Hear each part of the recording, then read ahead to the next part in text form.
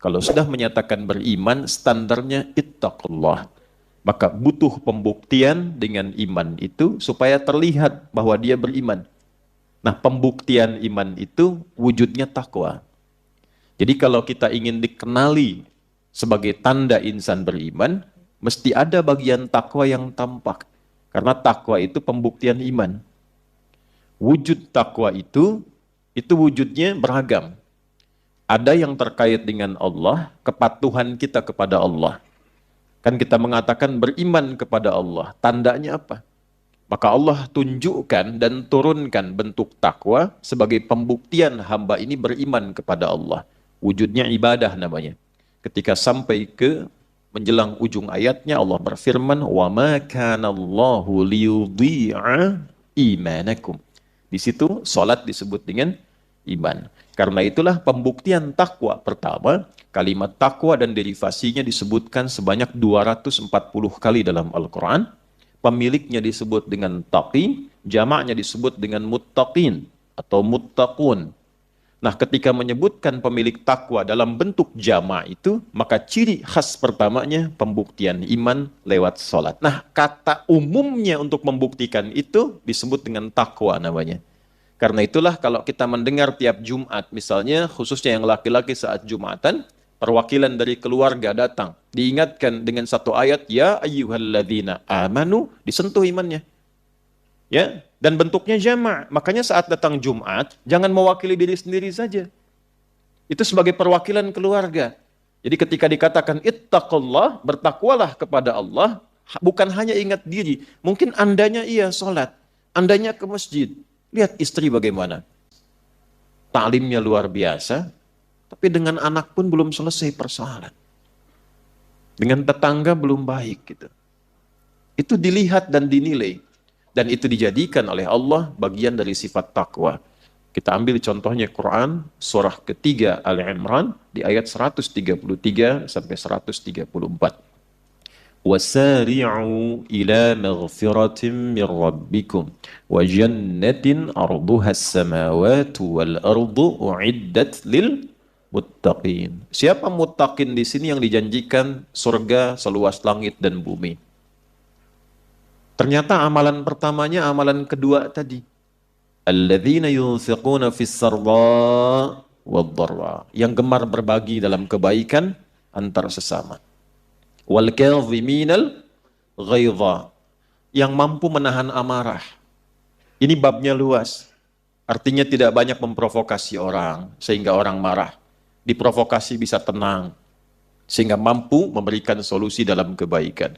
Wal afina 'anin, membangun kedamaian, tidak senang berselisih, menghadirkan sifat maaf dibandingkan dengan sifat-sifat perselisihan. Wallahu yuhibbul muhsinin, banyak menebar kebaikan. Apa yang kurang baik dalam Islam? Semua baik, makanya disebut Islam. Tuntunannya disebut silmi. Hasilnya disebut dengan salam.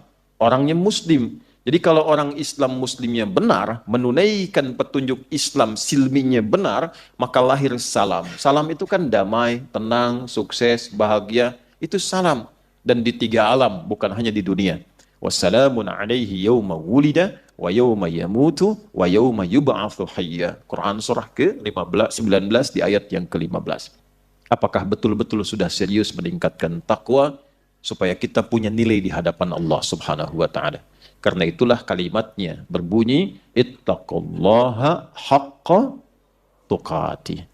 Jangan terlihat seperti serius di majlis ta'lim, tapi ternyata ketika keluar kembali kepada adatnya yang tidak disukai oleh Allah Subhanahu wa taala. Di dalam masjid baik, di luar masjid baik, pulang dari sini yang ada persoalan dengan Allah segera taubati. Sehingga mudah-mudahan saat wafat itu husnul khatimah. Ya, keluar dari masjid ini wafat. Intinya memahami Al-Quran sebagai pedoman hidup, bukan sekedar kitab bacaan. Saya sudah jelaskan dengan detail di pertemuan lalu. Mohon izin bagi yang baru bergabung, silahkan disimak materi yang lalu sehingga saya tidak perlu mengulang kembali.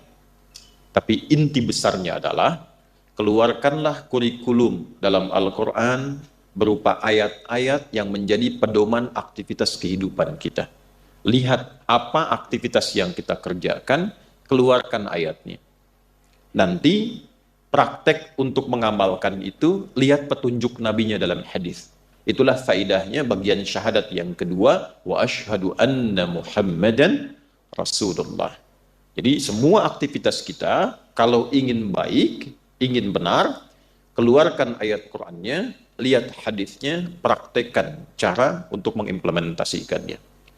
Cara termudahnya kalau masih menemukan kesulitan, keluarkan kitab hadis yang judul besarnya itu Jami' namanya. Apa namanya? Jami'. Ya. Jadi ada Jami', ada Sunan, ada Musnad, ada Mu'jam. Saya ulang ya. Ada Jami', ada Sunan, ada Musnad, ada apa? Mu'jam. Kalau Jami' itu kitab hadis yang isinya tematik, tuntunan-tuntunan secara tematis tapi sifatnya komprehensif. Misal, kalau Anda ingin mencari tuntunan bagaimana cara menuntut ilmu yang baik, cari kitab Jami'. Ya, jangan cari kitab Sunan. Kalau Anda ingin mencari tentang bagaimana petunjuk berbisnis yang melimpahkan keberkahan dan hasil yang melimpah, cari kitab Jami'. Kalau Anda di birokrasi ingin belajar tentang nilai-nilai birokrasi yang diterapkan dimanapun dan berhasil dengan baik, cari kitab Jami'. Maka di Al-Bukhari ada kurang lebih 7.257 hadis. Ya, itu yang hitungan Ibnu Salah. 7.257 hadis. Imam Al-Bukhari itu hafalan bersanadnya saja minimalnya 100.000 itu. Ya, ada yang menyampaikan ke 600.000. Nah, dikeluarkan dari situ yang sahih kurang lebih 7.257. Itu disusun menjadi 97 tema. Jadi Anda keluarkan temanya. Kalau ingin memulai dengan tema iman, berarti topik yang kedua, Kitabul Iman. Nanti di situ itu ada subtemanya. Bagaimana cara menguatkan iman, menjaga iman supaya tidak turun naik. Kalau ada persoalan yang melemahkan iman, bagaimana cara kemudian untuk mengatasinya. Ayatnya dulu, jadi subtopik, ayatnya, setelah itu hadisnya. Kurang lebih ada 57 hadis. Ya. Kalau Anda ingin akses misalnya untuk kelengkapan, jadi ada yang ditemukan di Al-Bukhari, sebagian misalnya ingin diurutkan dengan lebih sistematis dan menemukan topik lain yang boleh jadi tidak ada di Al-Bukhari. Seperti tata kelola pemerintahan, Kitabul Imarah. Di Al-Bukhari nggak ada. Ditemukannya di mana? Sahih Muslim. Maka Imam Muslim datang dengan 4.000 hadis lagi, disusun menjadi 43 topik. Nah, jadi kalau ingin mengaplikasikan materi pertama, mengeluarkan kandungan sebagai petunjuk hidup, cari kitab itu dan tidak usah semuanya. Tidak usah semuanya. Apa saja yang jadi profesi kita, kegiatan kita, itu saja yang kita keluarkan. Sunan, kitab hadis yang disusun berdasar urutan fikih. Jadi kalau Bapak, Ibu ingin belajar cara taharah, wudu, sholat misalnya, apa yang harus dilakukan, apa yang harus didahulukan, itu yang dicari kitab Sunan. Jelas ya? Misal, kita ingin memulai sholat dan berlatih serta belajar bagaimana cara sholat yang benar dari takbir sampai salam. Bahkan dimulai dari syaratnya wudu. Cari kitab Sunan. Nanti muncul misalnya Sunan Abu Daud, Sunan An-Nasai, kan? Dan yang lainnya. Itu ada urutan di situ. Ingin tahu bagaimana caranya sujud dari i'tidal. Sami'allahu liman hamidah, Rabbana walakal hamd. Ingin sujud, itu dicari Al-Bukhari, di Al-Bukhari, sampai kiamat kurang 2 hari nggak akan ditemukan. Caranya itu bagaimana? Apakah dengan telapak tangan, ataukah dengan lutut? Adanya di kitab Sunan. Jadi, di sini penting meluaskan wawasan. Jangan sampai berkesimpulan begini, kalau bukan di Al-Bukhari, tidak sahih misalnya. Tidak begitu cara memahaminya. Ya, di kitab Sunan pun yang sahih banyak. Imam Al-Bukhari itu mengurutkan penemuan beliau yang sahih. Tapi tidak semua materi yang ditemukan itu mencakup semua bahasan yang kita butuhkan. Paham? Baik. Kemudian yang ketiga musnad. Ya, musnad ini kitab hadis yang disusun berdasarkan periwayatnya. Biasanya kalau kita ingin belajar biografi seseorang yang ingin diteladani. Ibu misalnya, ibu kenal Sayyidah Aisyah. Bagaimana cara belajar Sayyidah Aisyah? Apa saja hadis yang dikumpulkan oleh beliau? Nah, itu nggak akan ditemukan pola untuk mendapatkan semua hadis dari Sayyidah Aisyah, baik di Al-Bukhari ataupun Muslim atau kitab Sunan, kecuali di Musnad. Musnad yang paling populer, musnadnya apa? Ya, Musnad Imam Ahmad bin Hanbal rahimahullahu ta'ala. Imam Ahmad bin Hanbal lahir tahun 163 Hijrah, hafal 1 juta hadis. Ya, berapa? 1 juta hadis. Nah, Musnad. Yang terakhir Mu'jam. Mu'jam ini kitab hadis yang disusun untuk memudahkan kita mengakses hadis. Biasanya nanti ada alfabetik. Kalau ingin nyari hadis, innamal a'malu binniyat. Carinya gampang. Oh, ini huruf ini, cari, temukan. Nanti ada di kitab mana saja. Baik ya? Nah, ini gambaran ringkas dari apa yang telah kita bahas pertemuan lalu. Sekarang kita akan sempurnakan. Mengapa kurikulum hidup ini yang ditunjukkan oleh Al-Quran dan detailnya dirincikan dalam hadis penting untuk kita jadikan sebagai pedoman hidup selama menjalani aktivitas kehidupan di bumi. Maka dijawablah oleh kalimat yang kedua di pertemuan lalu, masih ingat? Ada kehidupan setelah kematian. Nah, hanya Al-Quran dan hadis-hadis Rasulullah SAW yang memberikan pedoman komprehensif yang paling lengkap tentang bimbingan kehidupan dari dunia sampai alam kubur sampai akhirat. Jadi dari saat kita hidup dan kehidupan pasca kematian itu hanya ditemukan di Al-Quran. Detailnya di hadis.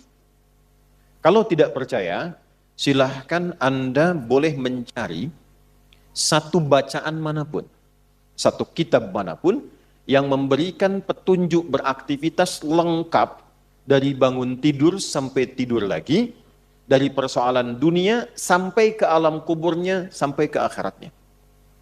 Gak akan ditemukan. Karena itulah penting menghadirkan Al-Quran dalam bimbingan aktivitas hidup kita, supaya seluruh kebahagiaan dan kesuksesan yang kita dambakan itu hadir di semua tempat yang kita pijak. Sekarang kita ada di dunia, sifatnya. Tempatnya al-ard.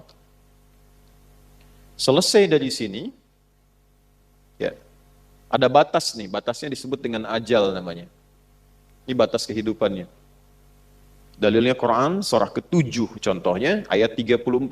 Walikulli ummatin ajal. Fa'idha ja'a ajaluhum la yastakhiruna sa'atan wala yastaqdimun. Semua yang berkehidupan, pakai umat langsung, nggak 1-2 orang. Semua yang berkehidupan di dunia itu punya batas waktu. Nggak ada yang abadi. Saya ulangi, tidak ada yang abadi. Semua punya batasnya dan akan meninggalkan tempat ini. Karena itulah setelah tiba batasnya, فَإِذَا جَاءَ أَجَلُهُمْ لَا يَسْتَأْخِرُونَ سَاعَةً وَلَا يَسْتَقْدِمُونَ. Tak bisa ditawar apakah diundur ataupun ingin dimajukan. Jadi percobaan bunuh diri pun, na'udzubillahi min dzalik, jangan pernah dilakukan. Sebab sia-sia, kalau belum datang ajal, nggak akan meninggal. Minum obat nyamuk sebaskom, harap-harap pengen meninggal misalnya. Kalau belum tiba ajal, nggak akan meninggal. Alih-alih demikian, lebih baik belajar mengentaskan persoalannya. Bukan meratapinya. Islam itu datang dengan bimbingan. Ketika ada masalah, ini jalannya. Ketika gelisah, ini solusinya. Orang yang tidak mendapati itu, gelisah jiwanya, maka dengan kegelisahan itu hampa. Yang hadir hanya kepedihan saja. Nah, saat ditinggalkan ini, bahkan lisan kita pun sudah mengatakan, telah meninggal dunia. Ya kan? Di lisan kita tuh, bahkan diumumkan kan?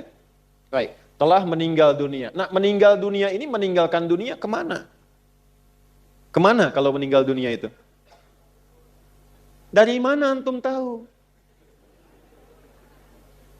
Semua boleh berteori tentang dunia. Karena berbagi pengalaman, orang yang hidup, supaya abadi idenya itu, dia menulis kan? Dia mengajarkan, tapi kan itu pengalamannya saja. Siapa yang pernah meninggalkan dunia, balik lagi ke dunia, sehingga bisa menulis kisah tentang perjalanan pasca dunia? Nggak ada. Karena manusia terbatas di sini, yang bisa memberikan informasi yang paling valid itu yang pencipta segalanya.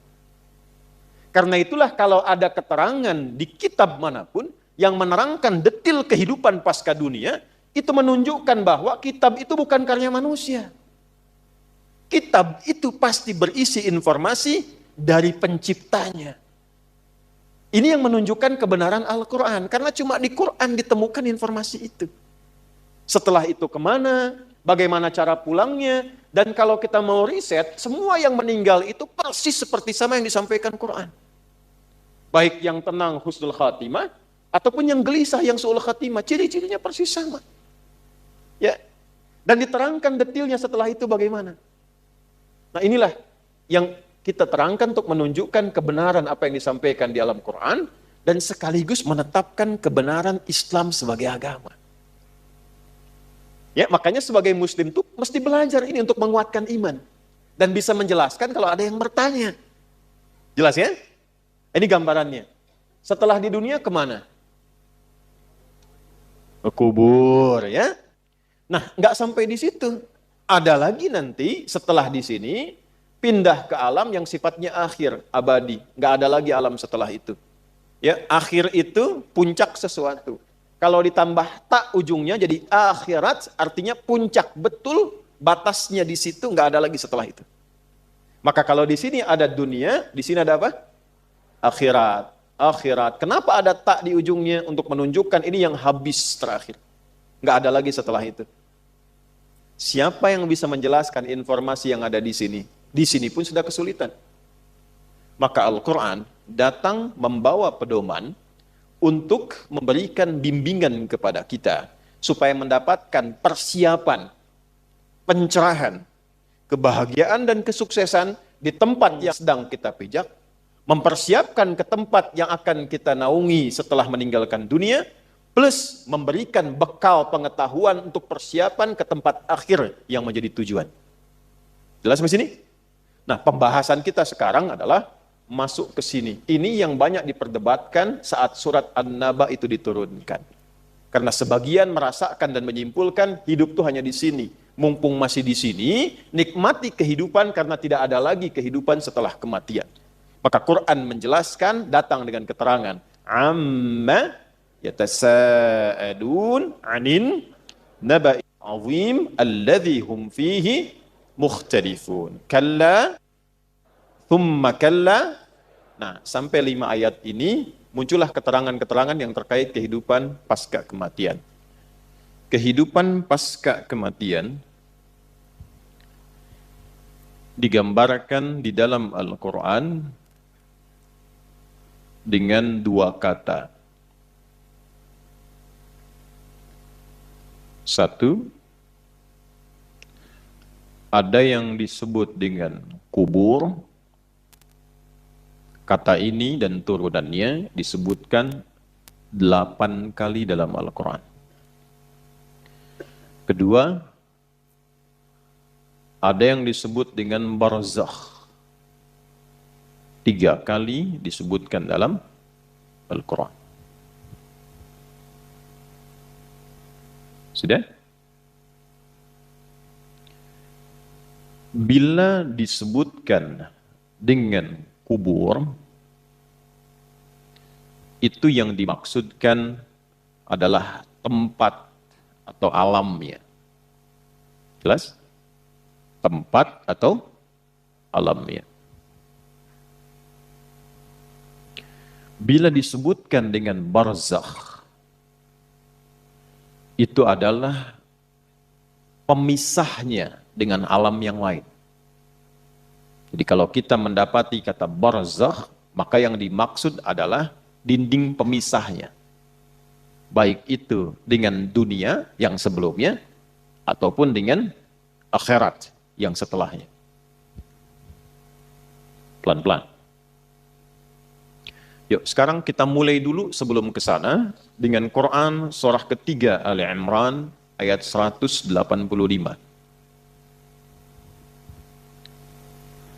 Kullu nafsin dha'iqatul maut.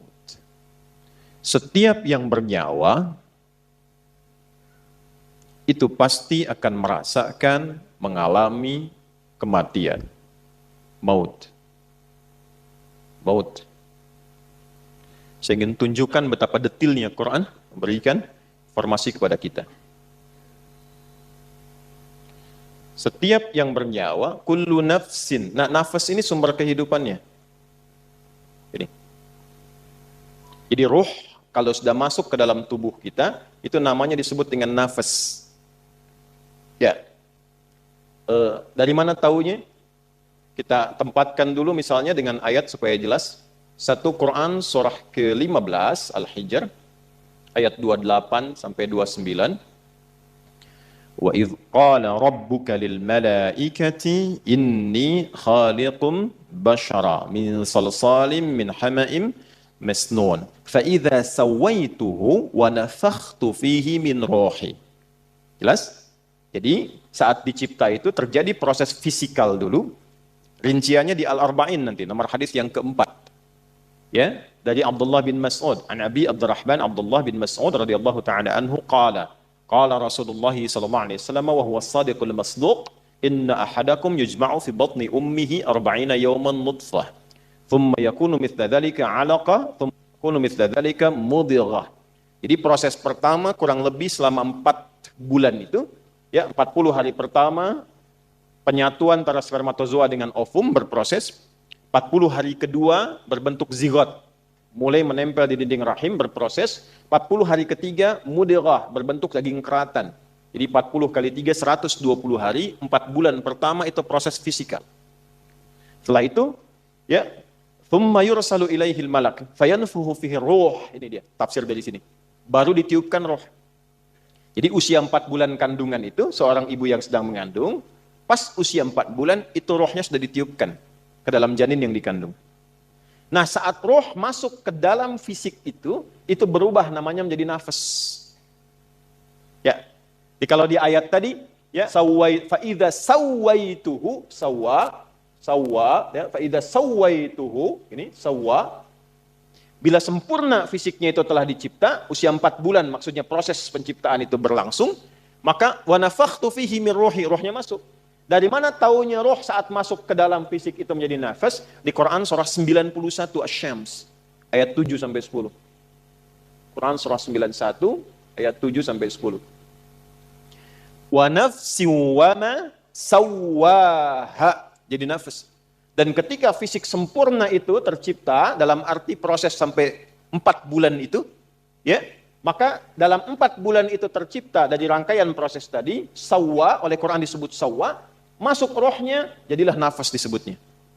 Maka dari sini diserap ke dalam bahasa Indonesia menjadi nafas, bernafas. Kapan tanda kehidupan itu bisa didapati? Kalau kita bisa merasakan detak nafasnya. Jelas? Halo? Jelas? Baik. Kenapa namanya berubah? Roh dengan nafas itu. Sama-sama roh, tapi ketika masuk, kenapa disebut nafas? Karena nanti saat masuk dengan sebelum masuk, keadaannya berbeda. Saat masuk itu bersih. Belum ada amal, belum ada apa-apa. Saat sudah menyatu, bergerak dengan fisik, beraktivitas, di situ membentuk amal. Ya, sudah ada amalnya. Makanya saat masuk dengan pulang beda. Pulang kan belum, datang kan belum ada amal. Baru ditiupkan, baru masuk. Nah, setelah masuk kan terbimbing kita. Dilahirkan, beraktivitas, mata melihat, telinga mendengar, kaki melangkah. Apa yang dilihat? Itu kan amal. Kalau yang baik dituliskan pahala, yang salah jadi dosa kalau tidak ditobati. Makanya ketika nanti rohnya kembali, maka dia punya bekal dari sesuatu yang telah dikerjakan tadi. Ya, itulah sebabnya kenapa namanya berubah dari roh menjadi nafas, karena saat menjadi nafas, dia beraktivitas atau memulai misi hidupnya untuk mengumpulkan amal-amal sebelum dia pulang. Nah, saat pulang, saat dicabut, yang disebut nafasnya bukan rohnya. Kenapa? Karena saat masuk dengan keluar beda. Saat masuk belum ada amal, saat pulang dia pulang membawa amalan. Karena itulah saat disebutkan di Quran surah ketiga, ini agak berat butuh fokus. Ayat 185, Allah berfirman, kullu nafsin dha'iqatul. Nah, kenapa bukan kullu rohin? Untuk memberikan kesan kepada kita bahwa yang dibawa saat pulang itu amalnya, bukan perangkatnya. Itu poinnya. Jadi pastikan saat pulang bawa amal yang benar. Makanya Nabi mendetilkan, orang ngantar ke alam kubur pun dengan jenazah itu kalau sudah masuk keranda ya, kalau dia meninggal itu mayit namanya. Sudah dibersihkan, disolatkan, masuk ke keranda, jenazah namanya, diangkat. Nah, orang yang ngantar jenazah pun sampai ke alam kubur itu, apa yang dibawa oleh mayit itu saat masuk ke kubur, itu semua tinggal. Amalnya, yang lain pergi. Semua tinggal, apanya? Amalnya. Yang lain pergi. Coba yang antum kumpulkan tuh, harta benda. Mobil ikut gak? Gak. Pakaian ini, handphone ikut gak? Tidak. Ya? Suami meninggal, istri ikut. Tuh, udah jawab sendiri. Enggak. Istri meninggal, suami ikut. Tuh, makin kencang. Enggak. Ya kan? Baik, artinya apa? Yang mengantar saja pulang lagi. Yang ikut apanya? Nah, kalau sudah sadar amalnya yang ikut, maka siapkan amalnya supaya bisa ikut dengan baik. Karena itulah ketika disebutkan kata nafas, mengingatkan kepada kita, sebelum meninggal, udah punya amal belum? Coba kalau ditanya sekarang, udah punya amal belum? Sudah tahu belum? Masih nggak serius juga. Jelas ya? Ini gambaran pertamanya. Karena itulah dalam Islam diajarkan bagaimana beraktivitas di dunia yang melahirkan kenyamanan, saat bersamaan cari bekal supaya saat meninggalkan dunia nyaman juga. Baik, ini bagian pertama. Sebelum kita bicara tentang kubur, alamnya, tempatnya, barzakh pemisahnya, sebelum sampai ke sini, bicara dulu persiapannya. Kullu nafsin dha'iqatul maut. Kedatangan maut. Ini batasnya disebut ajal. Kalau sudah sampai di ajal ini, maut tiba. Siapa yang ditugaskan membawa maut? Quran lagi. Kita pakai Quran aja, nggak usah ngarang ya. Kan kita kembalikan ke Quran tadi. Quran surah 32 ayat 11. Qul yatawaffakum malakul mautil ladzi wukkila bikum. Viralkan Muhammad SAW, sampaikan pada umatmu semuanya, telah ditugaskan satu malaikat membawa maut. Qul yatawaffakum malakul maut. Khusus satu malaikat tugasnya membawa maut saja. Jelas? Itu yang sering kita kenal dengan malaikat apa? Israel. Ya kan? Israel. Yang patuh kepada Allah, yang taat kepada Allah. Nggak lihat-lihat. Pokoknya tiba waktu, ambil. Nggak bisa nawar. Ya, ada dulu Rasul yang dekatnya, jadi Rasul di bumi itu punya teman Rasul dari langit. Rasul dari langit itu maksudnya malaikat. Ada Rasul yang temannya itu malaikat maut. Contoh siapa? Nabi Musa alaihissalam. Nabi Daud alaihissalam. Itu sahabat dari malaikatnya, malaikat maut. Tapi apakah ketika tiba ajalnya diberikan diskon? Tidak. Tiba ajal selesai. Ya, tiba ajal selesai. Jadi kalau sudah tampak dan tiba ajalnya, maka tiba malakul maut, selesai urusannya. Tinggal pertanyaannya ketika tiba ini bakal cukup atau tidak. Jelas. Nah, sebelum sampai ke fase ini, ajal tiba, maut tiba, maka orang-orang yang masih mendapati nafas sebelum tibanya maut disebut mayyit namanya. Mayyitun. Mayyit. Quran surah 39 ayat 30. Zumar. Innaka mayyitun wa innahum mayyitun. Muhammad sallallahu alaihi wasallam, engkau pasti akan wafat. Jadi seorang nabi pun wafat. Apalagi kita yang bukan nabi, wa innahum mayyitun. Dan mereka pun semuanya itu akan wafat juga. Jadi orang hidup yang belum wafat disebut apa namanya? Mayyit, calon mayit. Akan meninggal. Jadi jangan takut dengan kematian. Karena ditakutin pun percuma, meninggal juga. Gerbang pemisahnya kan kematian. Ya, karena itu orang beriman nggak takut meninggal. Yang takut meninggal itu cuma satu aja, yang tidak punya bekal. Itu aja. Kan rumusnya gampang, kata Quran, kullu nafsin. Kalau nafas itu artinya pulang bawa bekal. Kalau bekalnya benar nggak akan takut. Takut itu artinya apa? Kurang bekal. Takut itu artinya apa? Salah bekal. Takut itu artinya apa? Nggak punya bekal. Dan biasanya orang yang nggak punya bekal itu sulit pulang. Kan mudik kemarin begitu kan? Kalau nggak ada bekal nggak pulang kan? Ya, ditarik pulang pun susah kan? Baik. Nah sebaliknya orang yang punya bekal itu menyiapkan dirinya untuk pulang. Karena itulah jadilah mayit yang benar. Cari bekal sebaik-baiknya untuk apa? Pulang. Nanti kita pelajari. Kita urutkan dulu satu-satu supaya detil. Jadi kita temukan mayit. Ini masih ada nafasnya. Lalu datang maut. Lihat katanya. Derivasi katanya. Mayit datang maut. Ini ada tasdidnya. Gambaran dari nafas. Datang malakul maut, mengambil nafasnya, datang malak, mengambil nafasnya lewat maut. Kalau diambil, berubah namanya dari mayit, jadi mayit namanya. Tasdidnya hilang. Mayitun.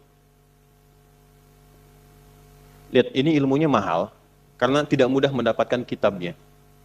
Nah, saya meneliti, karena saya fokus meneliti di kajian kebahasaannya. Saya mengambil jurusan formal di bahasa Arab untuk mendalami Al-Quran. Karena kecintaan pada Quran.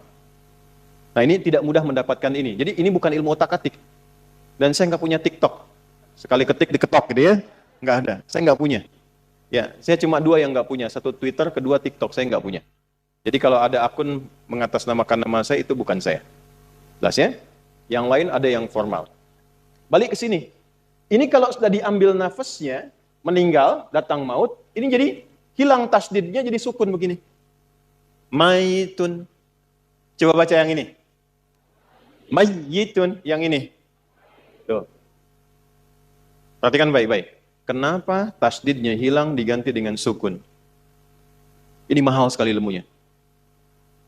Kenapa tasdidnya hilang diganti dengan sukun? Sukun itu artinya apa? Mati. Ya kan? Bukan hanya mati. Kalau ada sukun kan dimatikan kan? Bukan hanya mati. Sukun itu seakar dengan kata sakinah, artinya tenang. Usahakan kalau wafat, kalau meninggal, kalau mati, usahakan wafatnya tenang. Tidak mungkin orang tenang itu kecuali punya amal yang baik. Nah, amal yang baik itu dilahirkan lewat apa? Dari ketaatan, dari bekal yang dikumpulkan.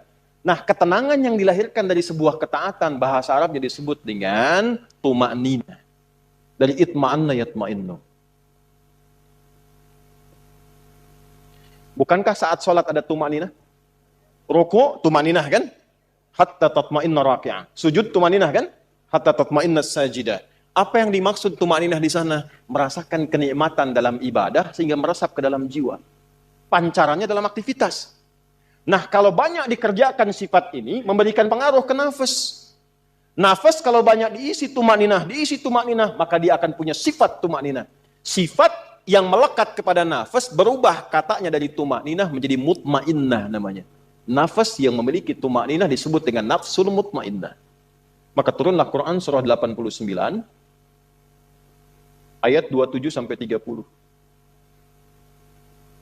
Ya ayyatuhan nafsul mutmainnah irji'i ila rabbiki radiyatan mardiyah. Hei jiwa yang tenang karena sudah punya banyak bekal. Ya kan? Sekarang cepat tinggalkan dunia, pulang. Pulang. Nah, ini yang akan kita bahas. Kamu cepat pulang.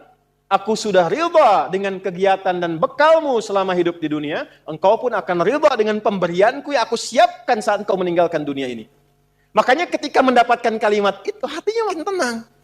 Itulah yang menyebabkan orang meninggal itu ada yang senyum. Ya kan?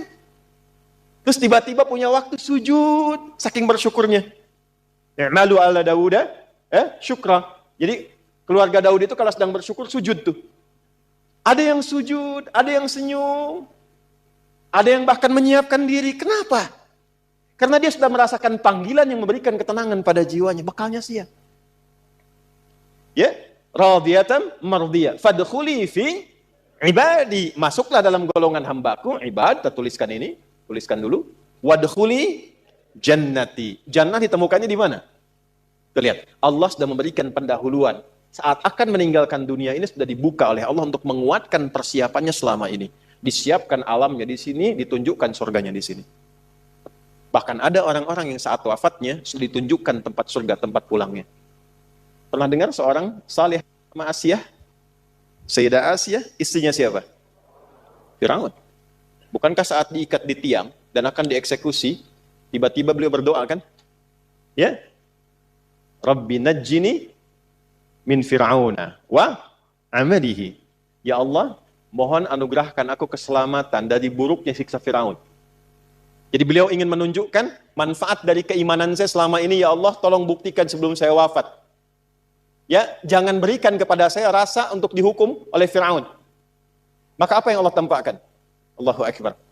Saat diikat itu, tiba-tiba ditampakkanlah tempat indahnya di surga. Istananya ditampakkan. Lalu beliau tersenyum. Saat senyum itulah kemudian diwafatkan oleh Allah sebelum mendapatkan hukuman Firaun itu. Dan saat senyum itulah Firaunnya komen. Itu langsung dislike saja. Ya. Kan kalau ada orang komen, like, share, and ya. Kalau ini dislike saja langsung. Apa kata Firaun? Ini perempuan mau disiksa kok malah senyum. Karena ada yang tidak tampak dalam pandangan manusia sebelum seseorang kembali kepada Allah Subhanahu wa taala. Karena cukup bekalnya, tenang jiwanya, ditampakkan tempat pulangnya, dan pulang dia dalam keadaan kesenangan yang sangat luar biasa. Nah ini sudah fitrah teman-teman. Sukun ini fitrah, kalau sudah mayit sukun. Cuman gak banyak orang sadar ketika melihat sukun. Nah sekarang kalau sudah paham ini secara teoritis, kita bahas apa alamnya yang dimaksud di sini, apa persiapannya selama hidup menjadi mayit di sini, dan bagaimana kita menyusunnya, itu yang coba kita uraikan dalam bagian kedua di materi kita. 1. Yang pertama kita mulai dari barzakh dulu yang paling sedikit. Kata barzakh, ba, ra, zai, kha. Barzakh. Kata barzakh, bila disebutkan dalam bahasa Arab, dia berarti pemisah dari dua tempat yang tak nampak secara kasat mata. Pemisah dari dua tempat yang tak nampak secara kasat mata. Perhatikan sini pelan-pelan. Ini ada dinding kan? Ya, di depan.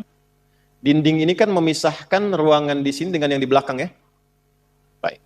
Lihat lagi dindingnya, ada kaca di samping. Teman-teman lihat dari luar ke kanan. Ada dinding ya? Itu pemisah kan ya? Kelihatan nggak dindingnya? Nah, karena kelihatan, itu nggak bisa disebut barzakh. Jelas? Maka dalam bahasa Arab, itu disebut dengan satar kalau nampak remang-remang, hijab kalau nampak tertutup sama sekali. Kalau pakai hijab, maka pakailah penutup itu sehingga tidak tampak dari yang dihijabi itu. Jadi jangan sampai menggunakan penutup, tapi bagian dari tubuh itu masih tampak secara remang-remang. Itu bukan hijab namanya. Itulah kenapa disebut dengan hijab dan diberikan isyarat agak dilonggarkan itu yudnina min jalabibihinna. Direndahkan, dilonggarkan supaya dengan longgar dan rendah itu maksud rendah itu diturunkan bukan diangkat, ya. Supaya tertutup sempurna dan tidak tampak bagian dari tubuh sekalipun lekuk atau remangnya. Paham? Tapi di sini tidak disebut dengan sutra, tidak disebut dengan hijab. Sebab hijab kalau dibuka terlihat. Tamam? Untuk alam ini sifatnya disebut dengan barzakh, bukan sutra, bukan hijab. Jadi kalau antum mendapati dua bagian, ini satu A, ini B. Paham?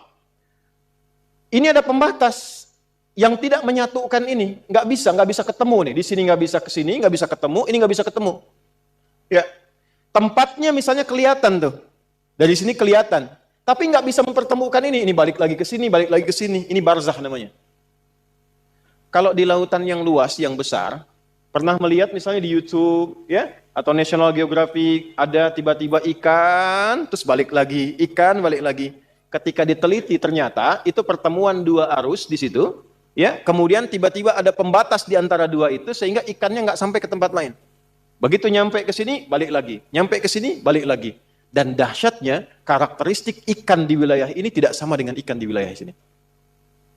Dan itu kalau dicari di kitab manapun, keterangan itu ditemukan di kitab suci hanya dalam Al-Quran. Surah ke-55 ayat 19 sampai ayat 20. Ya. Marajal bahraini yaltaqiyan bainahuma barzakhul la yabghiyan. Allah pisahkan dua arus air dalam lautan itu. Ya, marajal bahraini yaltaqiyan, yang keduanya itu ya nggak bisa menyatu, ketemu di satu titik tapi nggak bisa nyatu. Kenapa nggak bisa bersatu? Bainahuma barzakhul la yabghiyan, karena keduanya ada dinding pembatas yang tak nampak secara kasat mata. Jadi nggak kelihatan dindingnya, pemisahnya nggak kelihatan, tapi alamnya ada. Ya, pemisahnya nggak kelihatan, alamnya ada. Tempatnya kelihatan, tapi alamnya nggak kelihatan, pemisahnya ada. Sehingga ikan itu kelihatan oleh kita nih, ini arus ini, coba balik aja, balik, dindingnya kelihatan. Yang paling dahsyat ada lagi yang airnya yang satu itu ya asin, yang satu itu halal. Dan itu ada di Quran juga. Surah 25 ya, Al-Furqan ayat 53. Hadza 'azbun furatun, kemudian wabilhun ujaj. Satu lagi asin. Yang ini tawar segar, yang ini apa? Asin. Itu di Quran surah ke-25 Al-Furqan ayat 53. Kalau disebutkan barzah, jadi ada dinding pemisah yang tak nampak pemisahnya ini. Cuman kalau dilihat tempatnya, ada tempatnya. Ada tempatnya. Cuman keadaan di tempat itu kita nggak tahu apa. Karena ada pemisahnya. Nggak bisa merasakan yang ada di dalam. Kecuali kalau sudah sampai ke tempat itu. Ketika disebutkan barzah dalam Quran, ini ingin memberikan penekanan pada batas kehidupan yang terpisahkan, dan kita nggak akan pernah kalau sudah ke situ balik lagi karena ada pemisahnya. Intinya apa? Kalau sudah masuk ke alam ini, kenapa disebut dengan barzah? Anda tidak akan pernah punya peluang untuk kembali lagi. Diam di sini, kelihatan oleh orang yang masih hidup, ditanam di dalamnya, di alamnya, di tempatnya, tapi Anda sendiri dan kita yang hidup tidak akan pernah bisa saling melihat apa yang dirasakan. Dan kalau sudah masuk, nggak akan bisa balik lagi. Karena ada dinding yang membatasi. Jelas? Oke, saya simpulkan dengan cepat. Kenapa disebutkan dengan barzah? Untuk memberikan kesan bahwa kalau sudah masuk ke alam itu, jangan harap Anda untuk bisa kembali ke alam dunia karena ada dinding kuat yang membatasi, sekalipun tak nampak dalam pandangan orang yang masih hidup. Maka turunlah Quran, surah ke-23 Al-Mu'minun, baca ayat 99 sampai 100. Khususnya di ayat ke-100-nya. Ayat 100-nya di ujung ayatnya. Wa min waraihim barzakhun ila yaumi yub'atsun. Dan ketika datang kematian itu, lalu orang-orang yang tidak yakin dengan kematian itu, kehidupan setelah kematian, karena dia banyak menikmati dunia, tidak siap-siap dengan bekal akhirat, tidak siap-siap dengan bekal ke alam kuburnya, tahu meninggal tapi nggak menyiapkan bekal untuk meninggalnya, maka dia kaget pada saat dia meninggal itu dan dia berkata, qala rabbirji'un. Ya Allah, pengen balik lagi. Pengen balik lagi. Bahkan nanti di surah Al-Munafiqun itu jelas dikatakan, ya, fa as-saddaqa wa aqum minas salihin. Di sini juga nanti ayat 100-nya begitu, amal salihah. Ya Allah, berikan saya kesempatan, saya pengen mengganti semua kegiatan saya selama hidup sebelum meninggal, berikan kesempatan sekejap saja, saya ganti semua dengan yang saleh, yang kau ridhai. Jadi Allah ingin menekankan bahwa jangan sampai ada penyesalan setelah masuk ke alam kubur ini, karena ada dinding pemisah yang tidak bisa membuat Anda itu kembali lagi ke dunia. Jadi mumpung belum masuk, siap-siap. Karena kalau sudah masuk ada pemisah yang kuat, yang nggak bisa mengembalikan lagi kita ke dunia. Jelas sampai sini? Kalau mendengar kata barzah, ini akan dimaksudkan. Kalau mendengar kata barzah, maka ingat-ingatlah bekal apa yang sudah kita kumpulkan agar tidak menyesal setelah masuk ke alam kuburnya. Itu maksudnya. Kalau mendengar kata barzah, maka segera tancapkan ke dalam jiwa untuk mengingat bekal yang telah kita kumpulkan. Karena kalau sudah masuk ke alamnya, yang disebut dengan kubur, ada dinding pembatas yang akan menghalangi kita untuk kembali lagi ke tempat yang pernah kita beraktivitas. Tak akan mungkin bisa kembali. Apalagi kalau Anda menyelam ke lautan. Atau misalnya melihat tayangan, tiba-tiba kemudian disebutkan di channel pengetahuan, ini ada dinding pemisah, ikan-ikan gak bisa masuk ke situ, dia balik lagi. Maka segeralah berpikir, itulah yang ditampakkan oleh Allah setelah kita wafat, ada dinding pemisah yang tidak akan pernah menjadikan kita kembali ke tempat asal. Paham? Yuk kita simpulkan. 1. Kesimpulan pertama, Allah menekankan dengan kata barzakh kepada setiap insan beriman. Was, kalimatnya insan beriman ya. Kalau enggak beriman itu pilihan. Allah menekankan dengan kata barzakh pada setiap insan beriman agar berbekal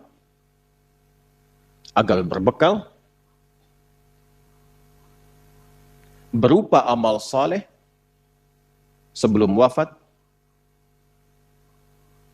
sehingga tidak menyesal saat di alam kubur dan meminta kembali ke dunia. Tenang, masih dunia Bu, bisa diperbaiki. Alam kubur nggak bisa kembali. Sudah? Agar tidak menyesal saat di alam kubur dan minta kembali ke dunia. Itu 1. Sudah? Baik. Nah, sekarang alamnya tadi disebut apa? Tempatnya. Kalau barzakh tadi kan pemisahnya. Ingat, ya? Nah, alamnya apa? Kubur.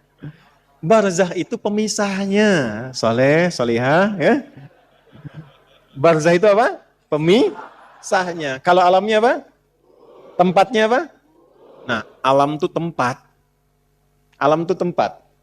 Kenapa tempat disebut alam? Dari kata alima, kata alamat, penunjuk. Karena di tempat itu Allah menunjukkan tanda kebesarannya. Jadi setiap kita masuk ke tempat tertentu, mesti kenal. Di mana setiap tempat yang bisa mendekatkan diri kita kepada Allah. Makanya kalau jalan-jalan, cari tempat yang bisa mendekatkan diri kepada Allah. Kalau belajar di tempat yang bisa mendekatkan diri kepada Allah. Karena itulah tempatnya disebut dengan alam. Ya, alam dunia, alam akhirat, alam hewan, alam tumbuhan dijamakkan jadi alamin. Siapa yang punya alamin? Siapa yang merawat? Yang punya, yang merawat, yang memberikan kebutuhan disebut Rabb. Kita memuji setiap hari 17 kali alhamdulillahi rabbil. Tapi yang muji ini enggak kenal Allah, itu anehnya. Atau barusan sholat, tapi cari tempat yang menjauhkan dia dengan Allah. Itulah sebabnya kenapa disebut dengan alam. Kalau sudah muncul tanda kebesaran Allah, berubah dari alam jadi ayat namanya. Makanya kalau ke alam kubur, jalan-jalan ke kuburan lihat, itu mesti mampu mendekatkan diri dengan Allah bagi insan beriman. Insan beriman itu begitu melihat nih kubur, ini alamnya. Makanya alamnya disebut kubur, tempatnya kubur. Kenapa bagian dari alam? Sebagai tanda bahwa kita akan ke situ. Supaya ingat. Makanya Nabi kan sering mengingatkan, ke alam kubur itu kan untuk ingat akhirat kan? Bukan untuk ingat dunia. Ya, ini gambarannya. Baik, jadi sekali lagi, kalau alamnya disebut apa? Kubur. Juga tempatnya disebut apa? Artinya kubur menunjuk kepada tempat dan atau alam. Baik, pelan-pelan. Bagaimana keadaan di kubur itu? Ya, bagaimana keadaan di kubur? Quran surah ketiga Ali Imran ayat 169 sampai 171. Quran surah 3 Ali Imran ayat 169 sampai 171. Saya majukan dulu Ali Imran, saya simpan yang Al-Baqarah karena ini keterangannya lebih lengkap. Di Al-Baqarah itu pembukanya. Bismillahirrahmanirrahim. Wala tahsabanna alladhina qutilu fi sabilillahi amwata bal ahya'un 'inda rabbihim yurzaqun. Ada ayatnya? فرحين بما آتاهم الله من فضله ويستبشرون بالذين لم يلحقوا بهم من خلفهم ألا خوف عليهم ولا هم يحزنون. Ada ayatnya? Allahu Akbar. ولا تحسبن الذين قتلوا في سبيل الله أمواتا. Jangan Anda duga orang-orang yang telah wafat meninggalkan dunia, tapi dia menjadikan semua aktivitas dunianya itu sebagai bekal persiapan pulangnya. Dia lakukan semua kegiatan dunianya berdasar petunjuk Allah. Ya, jadi semua kegiatan dunia yang dilakukan berdasar petunjuk Allah, diikutkan petunjuk Allahnya, itu bahasa singkatnya disebut fi sabilillah. Di jalan Allah. Ya, di jalan Allah tuh mengikuti petunjuk Allah. Paham? Nanti ada beberapa bagian, yang rendah sampai yang puncak. Puncaknya yang berjuang dengan nyawanya dan hartanya. Ya, dijahiduna fi sabilillah bi amwalihim wa anfusihim. Jadi mereka berjuang di jalan Allah dengan harta sampai jiwa sampai wafat. Itu tingkat tertingginya. Macam-macam, nanti ada yang ulama, kan?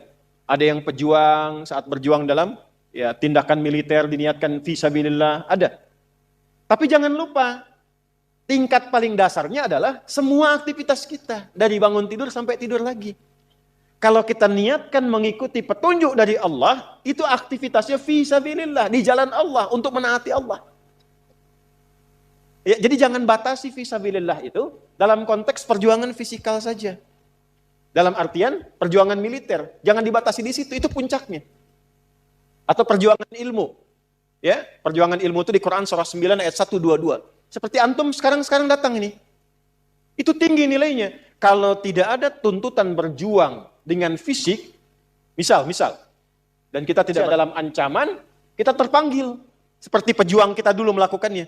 Bedanya apa? Kalau niatnya fi sabilillah, karena Allah memerintahkan itu. Jadi berbahagialah bila ada satu negara, harap ini ya, kita jaga kedaulatan negara, Indonesia, ada umat Islam di situ. Karena umat Islam yang ada di satu negara, dia akan berjuang, membela dan memakmurkan negaranya atas perintah Rabbnya. Jadi kalau ada ancaman, itu orang Islam itu orang pertama datang, itu yang keluar. Ya, yang mengeluarkan resolusi jihad siapa? Ulama. Kiai Haji Muhammad Hashim bin Asy'ari, itu ketua resimen wilayah Jawa Timur. Resimen Jawa Tengahnya itu Mr. Kasman Singodimejo. Jawa Baratnya Kiai Haji Nur Ali. Kalau masuk ke Tasik, Kiai Zainal Mustafa, itu ulama semua. Jangan salah. Dan mereka mengambil risalahnya dari mana? Yang di Riyadhus Shalihin itu. Yang babul ikhlas wa ihdarun niyat. Bagaimana berjuangnya fi sabilillah, maka keluar resolusi jihad. Itu berjuangnya itu. Makanya nanti ada, kita temukan apa di antaranya? Ya, ada Hizbul Wapan. Ya, pasukan-pasukan itu relawan-relawan untuk berjuang. Dan nanti digabungkan dengan TNI. Makanya di Sabta Marga dari 7 itu, yang ketiganya itu ada keimanan. Sabta Marga kan 7 tuh. Di TNI itu ya. Yang pertama, kami warga negara Indonesia yang bersendikan Pancasila. Kedua, jadi patriot. Ketiga, kami kesatria Indonesia yang beriman pada Tuhan Yang Maha Esa, menegakkan kebenaran, kejujuran, dan keadilan. Baru yang keempatnya, kami tentara nasional Indonesia. Jadi tentara itu kalau ada iman. Tuh. Saya hafal karena saya ngajar itu. Ya, di situ ada keimanan. Di jiwa patriot, kenegaraan, kesatria, kapan? Ketika beriman. Nah, itu jalan yang tertingginya. Nah, tingkat terendahnya menjadikan semua aktivitas kita untuk menaati Allah. Itulah fisabilillah. Karena itulah dalam Islam, semua kegiatannya itu ada panduannya. Temukan dimanapun, ada nggak orang baru bangun tidur sudah diberikan bimbingan? Nggak ada. Dan kalau kita mau jujur, bukankah semua aktivitas kita itu ada doanya? Ya kan? Nah, doa itulah bimbingan kegiatan yang menjadikan semua aktivitas kita mengikuti petunjuk Allah fi sabilillah. Bangun tidur ada doanya enggak? Ada. Terus mau mandi nih, ke kamar mandi. Langkah kaki diatur, ada doanya enggak? Ada. Begitu keluar ada doanya? Masuk dengan keluar sama enggak doanya? Berpakaian ada doanya enggak? Antum mau kerja cari nafkah, ada doanya enggak? Dibaca enggak? Isinya ini panduan hidup. Jadi kalau kita keluarkan, kita pahami, kita dalami, terus diamalkan, itu panduan. Contoh, yuk kita cek satu aja. Bangun tidur baca apa tadi? Alhamdulillahilladzi ahyana ba'dama amatana wa ilaihin. Oke, baik. Tahu dari mana? Ya.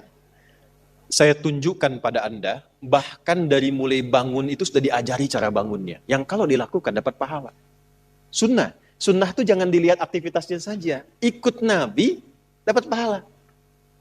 Baca doa, dapat pahala. Tapi kalau kita niatkan doa itu untuk menaati Allah dan Rasulnya, itu saat pulang, surganya sesurga dengan Nabi.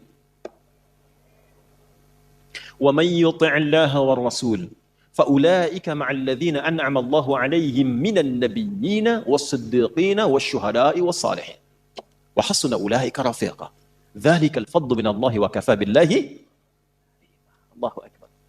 Makanya tiap hari kita minta 17 kali, teman-teman. Ihdinas siratal mustaqim, siratal ladzina an'amta 'alaihim ghairil maghdubi 'alaihim. Nah, siratal ladzina an'amta 'alaihim itu siapa? Tafsirnya di An-Nisa ayat 69. Wa may yuti'illaha war rasul fa ulaika ma'al ladzina an'ama Allahu 'alaihim. Kita minta ya Allah siratal ladzina an'amta 'alaihim, kata Allah, ma'al ladzina an'ama Allahu 'alaihim. Siapa mereka? Minan nabiyyina was-siddiqina wasyuhada'i was-salihin. Ada orang yang di surga ditempatkan oleh Allah sesurga dengan semua nabi yang pernah bertugas di bumi. Masya Allah, ketemu lagi di surga. Antum di mana? Oh, depan saya Kiai Fulan, belakang saya Ustadz Fulan. Kalau antum di mana? Saya biasa aja. Masya Allah. Ya, depan saya Nabi Ibrahim, belakang saya Nabi Musa. Samping kiri saya, Masya Allah, Nabi yang katanya paling ganteng semoga bumi, Nabi Yusuf. Samping kanan saya, Masya Allah, Nabi Muhammad SAW bisa. Dengan semua Nabi. Siapa mereka ini? Mereka yang mendedikasikan semua hidupnya untuk menaati Allah dan Rasulnya. Dari bangun tidur terus dari keluar itu. Ya, contoh tadi saya janjikan, Abu Daud misalnya, nomor hadis 1367. Ya. Dari Ibnu Abbas radhiyallahu ta'ala anhuma, beliau satu saat ingin menginap di kediaman bibinya Sayyidah Maimunah radhiyallahu ta'ala anha, dan ingin tahu kebiasaan Nabi bangun di malam hari itu bagaimana. Kapan waktunya, konversi jadi jam berapa kebiasaan Nabi bangun. Bagaimana cara bangunnya. Nanti yang berangkat insya Allah umrah saya tunjukkan, ini lokasinya gitu. Ya. Itu diceritakan oleh beliau, qala atau kama qala Ibnu Abbas radhiyallahu ta'ala anhuma, kana an-nabiy sallallahu alaihi wasallam, adalah kebiasaan Nabi sallallahu alaihi wasallam, idza istayqadha min naumihi, kalau bangun dari tidurnya, fajalasa, duduk terlebih dahulu. Bangun tidur, terus duduk dulu. Kemudian famasaha biyadihi min athari naumi, lalu beliau menghilangkan bekas kantuknya dulu dengan bagian tangan yang bersih. Makanya ada hadis lain kalau bangun tidur kan cuci tangan kan? Ya, itu kalau tahu bagian tangannya kotor atau menyadari bahwa tangan itu berkelana saat tidur, ya, yang bahkan di tempat yang tidak Anda tahu. Makanya kalau Anda ingin bersihkan, cari bagian yang bersih. Wa masaha biyadihi min athari naumi, menghilangkan bekas ngantuk. Jadi jangan baca doa dulu. Bacalah doa itu dalam keadaan sadar, jangan baca dalam keadaan ngantuk. Nah, problem yang terjadi memang bangunnya jam 3. Alhamdulillah. Ya, nah. Begitu sadar 4:30. Ada yang begitu? Nah, ini banyak wajahnya tuh. Ya, antum pasang alarm 3 kali kan? Iya kan? Mau bangun 2:30 tuh kan alarm jam 2:30, jam 3, jangan 3:04 kan? Alarm pertama untuk matikan, alarm kedua kan? Alarm kedua untuk siap-siap kan? Itu. Nah, di hadis sudah diajarin kalau bangun, ngantuknya hilangin dulu. Kalau nyambung ke sebelumnya tuh luar biasa. Atur waktu, jangan terlalu lama untuk istirahat itu, jangan begadang, kecuali ada perlunya. Betul, itu narasi hadis. Begadang jangan. Begadang boleh kalau ada. Kapan Nabi bergadang? Kalau ada perlunya. Ya, diskusi dengan istri, membahas sekilas tentang kehidupan rumah tangga. Ada sahabat minta fatwa, Nabi balas. Setelah itu kalau nggak ada masalah, sudah Nabi selesai istirahat. Ba'da isya, sebentar istirahat. Jadi teratur waktunya. Sehingga potensi ngantuknya bisa ditekan. Nah, kalau bangun kemudian hilangkan bekas ngantuk, duduk sudah hilangkan bekas ngantuk, baru kemudian membaca. Apa yang dibaca? Ada ayatnya, ada hadisnya. Jadi bangun tidur itu sudah ada ayat. 11 ayat penutup surah Ali Imran. Dari surah ketiga ayat 190 sampai ayat 200. Inna fi khalqis samawati wal ardi wa ikhtilafil laili wan nahari la ayatin li ulil Alladzina yadhkuruna Allah qiyaman wa qu'udan wa 'ala wa yatafakkaruna fi khalqis samawati wal ardi rabbana ma khalaqta hadza batila subhanaka faqina. Catat ini ya. Saya sampaikan ini langsung kalau teman-teman ngaji tafsir dengan hadis dapat ini. Kalau antum biasakan baca ini penutup Ali Imran ayat 190 sampai dengan 200 dan dipahami isinya, Allah akan jaga antum dari perbuatan maksiat selama hari itu. Satu. Yang kedua, membimbing antum untuk meningkatkan pengetahuan selama beraktivitas. Yang ketiga, dibimbing oleh Allah mengerjakan segala aktivitas yang mengantarkan pada ridha dan surganya. Itu makna yang Ali Imran di penutupnya itu. Makanya kalau benar paham ayat ini, nggak ada pelajar yang bangun kecuali pintar di hari itu. Karena di situ ada ayat-ayat untuk riset, untuk merenung, untuk berpikir. Nggak ada orang berbuat maksiat di hari itu. Karena ada ayat taubat di ayat itu. Mudah-mudahan nggak wafat dalam keadaan sedang maksiat. Sehingga terancam neraka. Dan minta ya Allah wafatkan kami seperti orang baik yang wafat sebelumnya. Sehingga terjaga hari itu. Dan terjamin ketika beraktivitas keadaannya baik. Karena dia senang dengan membangun silaturahim, membangun kesabaran. Wasabiru warabitu wattaqullaha la'allakum tuflihun, dan cenderung bahagia. Nah, untuk mengawali doanya itu supaya komitmen, maka ditanamkan dalam dirinya satu komitmen kuat. Maka disampaikan oleh sahabat Jundub bin Junadah dan Mu'adz bin Jabal radhiyallahu taala anhuma dalam Al-Bukhari nomor hadis 181. Keduanya mendapatkan doa dari Nabi sallallahu alaihi wasallam, faqala alhamdulillahilladzi ahyana ba'dama amatana wa ilaihin. Gini, ada amata, ada ba'dama. Kalau kata kerja terletak setelah ba'da dan ma, artinya apa? Artinya pekerjaan itu tidak terjadi. Jelas? Tapi yang terjadi adalah inspirasi dari aktivitas itu untuk aktivitas yang lain. Perhatikan. Alhamdulillahilladzi ahyana ba'dama amatana. Setelah ada kata ba'dama, ada amatana. Ya Allah, terima kasih. Engkau memberikan kesempatan kepada hidup di hari ini. Walaupun mungkin bila datang ajal itu engkau bisa wafatkan aku dalam tidur tadi. Cuma wafatnya nggak terjadi karena belum tiba ajal. Wa ilaihin nusyur, nasyara itu artinya berpencar untuk kembali mencari bekal. Jadi kalau kita dari kampung datang ke kota nyari bekal buat pulang, itu penyebarannya disebut nasyara. Pulangnya disebut ada. Sifatnya id, waktunya mi'ad, tempatnya ma'ad. Tempat kita pulang disebut ma'ad. Innalladzi farada 'alaikal Qur'ana laradduka ila ma'ad. Waktu pulangnya mi'ad. Innallaha la yukhliful mi'ad. Baik. Nah, kita bangun tidur berjanji sama Allah. Sifatnya nusyur. Wa ilaihin. Ya Allah, terima kasih. Engkau berikan kesempatan aku di hari ini menjalani kehidupan. Walaupun mungkin dalam tidur tadi, engkau bisa wafatkan kalau tiba ajalku. Tapi aku diberi kesempatan hidup saat ini sampai dengan ajalku. Maka aku berjanji ya Allah, sekarang aku akan mencari bekal supaya persiapan untuk pulang menghadapmu. Itulah wa ilaihin nusyur maknanya. Makanya sebelum tidur, sunnahnya istighfar. Untuk mengevaluasi kegiatan sebelumnya yang salah. Setelah itu merencanakan. Kalau hari ini tadi nggak jamaah, besok saya ingin jamaah. Kalau hari ini saya belum infak, besok ingin infak. Direncanakan malamnya. Fa idza faraghta wa ila rabbika. Tapi nggak tahu besok hidup atau enggak. Kita tawakal sama Allah. Yang penting sudah istighfar, sudah punya rencana. Istighfar yang dilakukan sebelum tidur membuat kita nikmat. Dan tawakal pada Allah sekalipun wafat. Ternyata Allah bangunkan lagi, kita katakan alhamdulillahilladzi ahyana ba'dama amatana. Terima kasih ya Allah yang telah menahan rohku saat tidur tadi, tidak mewafatkanku sebelum datang ajalku. Aku berjanji hari ini aku akan menyempurnakan amalku demi mencari bekal pulang. Alhamdulillah. Pertanyaannya betul dicari enggak? Kok bisa ada orang baca doa bangun tidur tapi aktivitas di hari itu bermaksiat?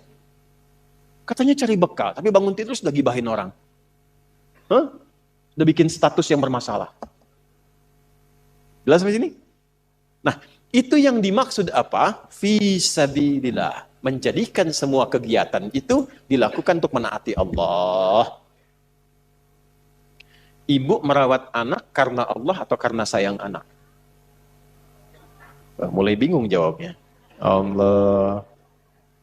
Kalau ibu merawat anak karena Allah, pasti ibu akan memberikan pendamping, pendidikan pada anak yang mendekatkan anak pada Allah.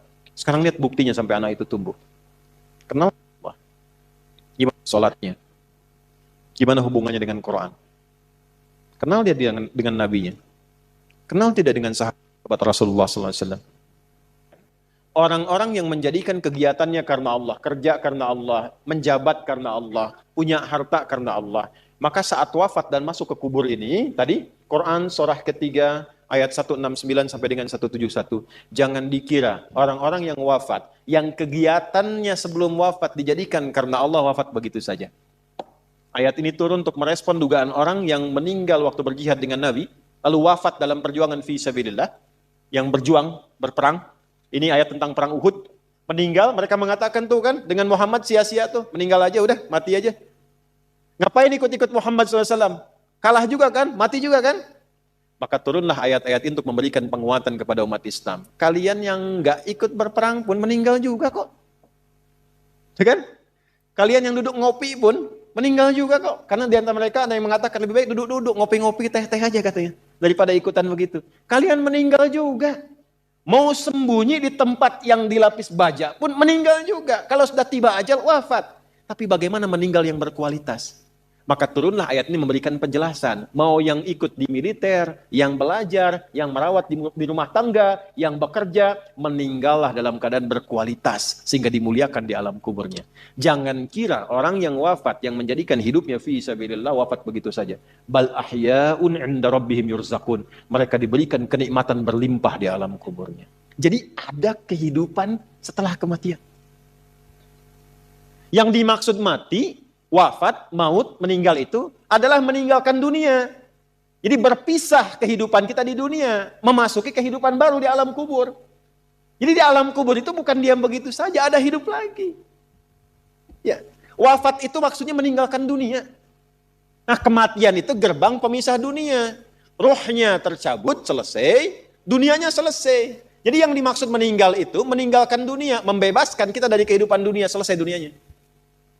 Seperti di dunia ada kehidupan kan alam dunia. Kubur pun disebut alam. Ada kehidupan di dalamnya.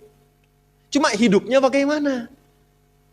Ya, seperti antum di dunia ini kalau ingin sukses, ingin bahagia, berbekal, bekerja, beraktivitas. Nah di alam kubur pun itu ada asbabnya. Mesti berbekal juga. Apa di antara bekalnya? Saya ingin motivasikan dulu. Ada orang begitu gembiranya mendapatkan limpahan dari hasil berbekalnya saat di dunia. Yastabshiruna. Nah, billadzina lam yalhaqu bihim min khalfihim alla khaufun 'alaihim wa lahum yahzanun. Kalau mereka mampu, yastabshir bukan basyara. Ada basyara, ada istabsyara, beda. Kalau basyara, orangnya masih hidup. Minta disampaikan pada yang lain yang hidup. Contoh, Nabi Muhammad SAW masih hidup. Diberikan beliau perintah oleh Allah, sampaikan pada umatmu ini sekarang, tentang keutamaan surga. Maka turun Quran surah kedua ayat 25. Wa basyiril ladzina amanu wa 'amilus salihati anna lahum jannatin tajri min tahtihal. Tapi kalau kalimatnya menggunakan istabsyara, itu umumnya bermakna ingin menyampaikan tapi tak punya kemampuan menyampaikan karena keadaannya sudah berbeda. Perhatikan detailnya bahasa Quran. Orang yang wafat yang menjadikan hidupnya berdedikasi untuk menaati Allah. Di alam kubur diberikan kenikmatan. Saking nikmatnya pengen kasih tahu yang masih hidup. Wa yastabshiruna billadzina lam yalhaqu bihim min khalfihim. Mereka ingin menyampaikan pada yang masih hidup. Gak usah nangis. Jangan banyak meratap. Saya ini sudah mendapatkan kesenangan melebihi apa yang pernah kita dapati saat di situ itu. Kalau bisa cepat ke sini. Itu kalimatnya. Kalau bisa cepat ke sini. Allah khaufun 'alaihim wa lahum yahzanun. Enggak usah takut dengan kematian. Jangan banyak nangisi saya. Jangan banyak meratapi saya. Itu kalimatnya. Dan di antara mereka ada yang Allah jaga sampai ke jasad-jasadnya. Saya bersaksi demi Allah, Anda boleh catat kalimat ini. Saya kemarin waktu ke Mekah. Alhamdulillah Allah tunjukkan beberapa. Ya, saya di antaranya berziarah ke makam Kiai Haji Maimun Zubair, Bahmun. Termasuk ke ibunda tercinta Sayyidah Khadijah. Ya, Sayyidah Khadijah radhiyallahu ta'ala anha. Ini ya enggak apa-apa disebarkan juga karena memang saya mengalami dan saya menyampaikan. Saya begitu melewati pemakaman-pemakaman, lalu di makamnya Mbah Mun itu, kemudian kita di situ berdoa kebaikan. Ya kan adab kita kalau sama ulama nggak mungkin minta ampunan. Adabnya kan tambahkan kemuliaan, tambahkan cahaya, itu kan? Ya kan? Dan telah selesai kan? Baik. Itu bau harum yang saya dapat. Wangi. Supaya saya tanya teman-teman, antum pakai parfum apa? Nggak ada. Wangi makamnya. Ya. Dan saya datang ke situ itu di waktu yang memang dilarang berkunjung. Pada zuhur. Kunjungan itu ba'da subuh dengan ba'da asar. Baru ada orang berkunjung. Dia tahu kalau ngasih minyak wangi ke situ itu tidak mungkin lah. Walaupun ada tuh kena panas selesai gitu. Ini waktunya datang ke situ ditolak. Ada bukan waktu kunjungan.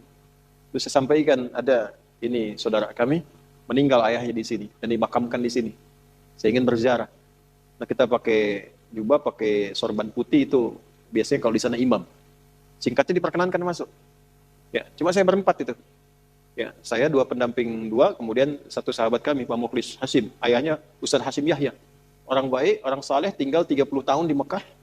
Ya, jadi ustaz dai, wafat, punya 3 permintaan. Wafat hari Jumat, ya, kemudian juga bisa menyempurnakan Ramadan dan disolatkan di Masjidil Haram. Alhamdulillah, ya, terkabul. 2 terkabul, yang 1 diselesaikan Ramadan sampai ke Syawal dulu. Ya, jadi disolatkan di Masjidil Haram. Tadinya nggak bisa dimakamkan di Ma'la. Yang ketiga minta di Ma'la. Tadinya nggak bisa dimakamkan di Ma'la. Yang ada tertulis di pekuburan Roya. Tapi last minute yang terakhir masuk Masjidil Haram tiba-tiba bisa di Ma'la. Maka ketika dimakamkan di Ma'la, kami datang ke sana, kami berziarah. Nah itu Masya Allah. Kemuliaan itu luar biasa. Ya belum yang tampak-tampak sekarang kok bisa guru ngaji, nggak pernah ketahuan orang makamnya utuh 20 tahun, 15 tahun. Jasadnya utuh, makam utuh biasa, jasad utuh, coba terangkan.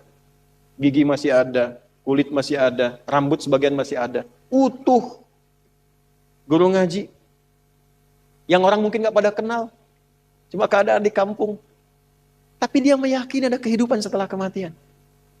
Dan betapa banyak orang-orang terlihat hebat nuansa kehidupan dunianya. Tapi maaf, hanya ditemukan tulang belulang dalam alam kuburnya. Sekarang sudah banyak. Sudah banyak bisa kita akses, bisa kita lihat. Kalau sudah ditampakkan begitu belum sadar juga, dengan cara apa lagi Allah memberikan hidayah. Nah karena itu, nggak boleh berleha-leha. Maka ini yang senang ini yang kalau nggak percaya, ikutin aja dulu. Nggak ada ruginya atau meninggal juga. Nggak ada ruginya kan? Meninggal juga. Dan kegiatan kita nggak berubah. Antum yang ke kampus juga. Cuman kita merubah caranya. Kita niatkan karena Allah. Innamal a'malu bin niat, kan tetap ke kampus yang sama, belajar di tempat yang sama, ujian dengan soal yang sama, nggak ada ruginya. Yang meningkat apa? Kualitasnya. Yang meningkat semangatnya. Meninggal juga sama-sama meninggal juga. Jadi kalau kita ikhtiarkan dari sekarang, tidak merubah keadaan dunia kita. Yang presiden tetap presiden, yang bupati tetap bupati, yang pebisnis tetap pebisnis. Nggak merubah keadaan kita. Lebih berkualitas dunianya, saat meninggal punya jaminan. Yang kasihan tuh yang nggak punya harapan. Nggak ada kehidupan setelah kubur, dunia nikmati. Terus ente setelah meninggal dunia kemana? Itu gimana nanti? Nggak punya harapan. Yang begitu jangan diikutin. Orang nggak punya harapan diikutin. Orang nggak jelas tuh jangan diikuti. Kita tuh punya dasar pengetahuan. Quran surah 17 ayat 36. Wala taqfu ma laysa laka bihi ilmun. Inna sam'a wal basara wal fu'ada kullu ulaika kana anhu mas'ula. Nah sekarang itu teman-teman kita punya harapan. Diterangkan dari sekarang. Makanya selama hidup, kalau pengen seperti itu, jangan main-main hidup dunianya. Maka turunlah surah At-Takatsur ayat kedua. Alhaakumut taka hatta zurtumul maqabir. Kalla, jangan sampai lalai. Sudah masuk alam kubur baru sadar. Nanti kamu sadar, jangan sampai menyesal saat masuk alam kubur. Maqabir itu jamak dari kubur. Hatta zurtumul maqabir. Baru nyadar setelah di kuburan. Wa as-saddaqu aku minas solihin. Ya, kalau Rabbir ji'un, ya Allah pengen balik lagi. Saya pengen merubah amalan saya. Telat, Joni. Dengan? Ya, malaikat kan santai aja kan. Telat. Gak bisa balik lagi. Nah, apa yang melalaikan seseorang sampai kemudian baru sadar di alam kubur? Di antaranya apa? Alhaakumut. Nah, terlalu tertambat hatinya dengan dunia. Harta. Enggak dilarang memperbanyak harta, silahkan banyak-banyakin. Banyakin. Tapi untuk apa? Fi sabilillah. Taati Allah dengan harta itu. Maaf, jangan kebayang kalau fisabilillah itu untuk infak saja. Cari kotak masjid, ya setanah kusir. Nggak begitu, kan ada konsepnya. Ini untuk yang di keluarga, bagaimana kenyamanan di rumah, bikin rumah yang nyaman sehingga punya musalla, ya. Anak-anak sekolahkan di tempat yang mengenal Allah, tingkatkan kualitasnya, pakai untuk umrah, pakai untuk haji, lihat saudara-saudara di samping, setelah itu lebarkan. Baru ada babnya lagi setelah orang tua, saudara, kerabat, ada anak yatim, baru dibuka untuk umum. Itu ada petanya. Nah sekarang pandai-pandai dengan harta, antum menghitung kebutuhan sebulannya berapa. Tabungan pemetaannya berapa. Nah yang lewat dari situ, itu titipan Allah, bekal antum untuk mendapatkan ridhonya. Sebelum diambil. Antum gaji 30 juta, kebutuhan rumah tangga 15 juta, tabungan 5 juta. 10 juta itu bekal tabungan antum tuh akhirat. Maka babnya keluarkan di Quran. Apa bab ibadah lewat harta? Tunggangi itu. Jangan terlalu bergantung. Nanti begitu meninggal baru sadar. Mau balik lagi nggak bisa. Antum sekarang punya kedudukan. Satu saat hilang kedudukan itu. Pelajari bab tentang fikih kedudukan. Bagaimana menaati Allah lewat kedudukan. Bikin kebijakan yang baik. Sebelum meninggal. Antum lagi belajar sekarang. Taati Allah lewat ilmu. Bagaimana cara belajar yang benar. Sebelum meninggal. Bahkan ada orang meninggal sebelum wisuda. Saya punya adik murid. Ngaji juga dengan kami itu. Saat di Libya, di Tripoli. Itu saat masuk belum hafal Quran. Harapannya pengen hafal Quran. Minimal 2 tahun saat di sana. Saya masih ingat orangnya tuh Masya Allah. Baik, banyak senyum. Ya, saya buka lah namanya itu untuk diikuti. Ahmad Rashidi namanya. Masya Allah. Ya, itu baik. Gak pernah cari konflik macam-macam. Tenang, taat. Quran aja. Di sana itu kan tiap 2 tahun kalau lulus ujian, itu boleh pulang untuk nengok keluarga. Itu beliau itu pulang ngasih hadiah ke keluarganya dengan hafalan Quran yang telah dituntaskan selama 2 tahun di sana. Begitu pulang orang menyebutnya dengan berita, kita nangis semua. Dengan beritanya kecelakaan, naik motor, nabrak truk, meninggal. Tapi yang Anda ingin saya tekankan pada kita semua, bahkan sebelum wisuda formal di kampusnya dia dapati, Allah memberikan wisuda dan menghormatinya dalam keadaan sebagai penghafal Al-Quran. Allah lebih menyenanginya memberikan mahkota saat kembali untuk diviralkan ke alam seluruhnya dibandingkan dia mendapatkan pujian dunia dengan wisuda dunianya. Bahkan ada orang yang sebelum khatamnya itu, sebelum selesai kuliahnya, bisa jadi meninggal. Tapi yang terbaik apa? Pernah nggak berpikir, Anda ini yang kuliah 4 tahun, kan lama durasinya. Menghafal Quran itu kalau santai, itu 2 tahun teman-teman. Kemarin ada yang ikut program santai menghafal Quran. Hafal Quran 193 hari. Usianya 56 tahun. 193 hari santai, 21 tahun. Yang 56 tahun itu hafal Quran 21 hari. Rekor kemarin. Ya. Itu Masya Allah, santai bisa hafal. Kenapa Anda ini yang belajar sekarang di kampus-kampus, ya 4 tahun S1, 2 tahun S2, 2 tahun S3, kenapa nggak dipakai sekalian juga menghafal Quran?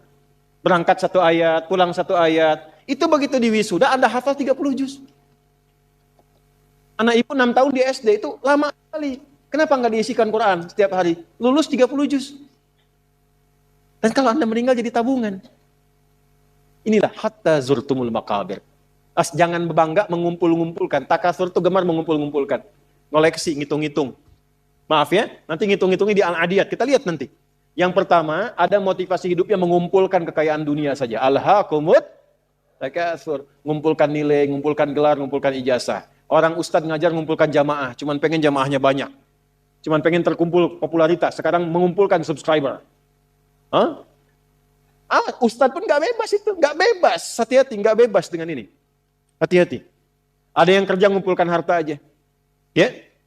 Ada yang ngumpulkan, hitung sebanyak-banyaknya. Sampai lupa. Tidak menjadikan semua itu sebagai bekal pulang. Selanjutnya. Al-Adiyat ayat 9. Afala ya'lamu idza bu'athira ma fil qubur wa husila ma fis. Ini untuk pelaku maksiat. Yang banyak berbuat maksiat. Apa nanti nggak malu dan nggak khawatir kalau itu diungkap di alam kuburnya? Silahkan Anda tutup-tutupi saat di dunia. Tapi kalau nggak ditobati, di alam kubur akan terasa. Saya ulangi, di alam kubur akan terasa. Silahkan tutupi. Jadi ada 2 tipe pelaku maksiat ini. Yang pertama, pelaku maksiat yang menutupi kemaksiatannya, tapi tidak tobat. Ya, Awas, ini tipe pertama. Yang saya maksudkan pelaku yang tidak tobat ya, bukan yang tobat. Jadi pelaku maksiat, dia sadar dia maksiat. Dia bisa tutupi dari manusia, tapi dia pilih nggak tobat. Nah ini nanti akan diungkap di alam kubur dan diberikan satu muqaddimah azab nerakanya. Yang kedua, pelaku maksiat yang sadar dengan maksiatnya dan secara terbuka dia bermaksiat. Karena merasa kuat dengan menunaikan atau mengerjakan perbuatan maksiat itu. Ya. Biasanya nanti ada kita akan lihat nih. Ya, nanti di Quran banyak tipenya. Ada yang punya kedudukan, ada yang punya harta, karena merasa banyak harta dia bisa bayar, sehingga nyaman dengan maksiat. Ya. Terancam, bayar, selesai. Ada yang mau menyakiti, bayar, selesai. Ada yang mau protes, bayar, selesai. Dia merasa bisa bayar, itu ada. Dan tokoh tertingginya Qarun kan?